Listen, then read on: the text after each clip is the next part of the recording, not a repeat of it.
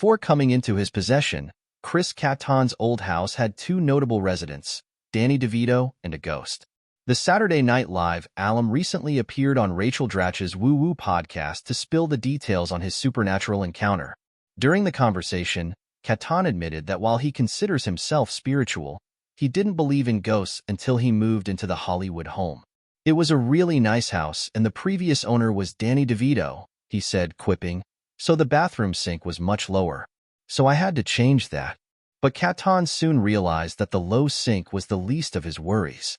There were always little hints of things that I didn't buy into that people warned me of, he said of the 102-year-old property.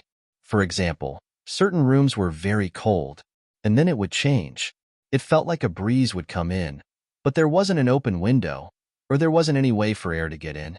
He recalled another telltale ghost sign in the form of flickering lights that would go on and off about the same time every night. He eventually replaced the bulbs and, when that didn't work, redid the writing. Not only did the flickering persist, but Kattan claims he also heard whispering at night. And then things got even spookier. I had someone say that they saw in the living room, out the corner of their eye, they said they saw an old woman in a rocking chair doing crochet, Kattan said. They swore they saw one. And they were like, oh my God. And I was like, what's going on? Kattan didn't spot the ghostly figure himself, but was told that she was very nice and looked like she was smiling.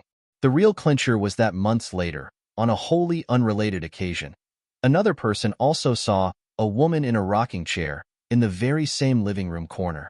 Kattan said he later invited a more spiritually attuned friend to explore the home, who warned him that his staircase was a portal for ghosts. I started telling friends about this, he said, and they were like, you need to get out of that house, and I've always been bothered by that house. Kattan eventually escaped the would-be ghouls when he sold the Hollywood home in 2014. He added that when he crossed paths with the real estate agent soon after, and was shocked to discover that the newest residents had already moved out. He recalled, I was like, what do you mean they moved? They just moved in and then they moved out? She said, yeah, they literally said, you didn't tell us the place was haunted.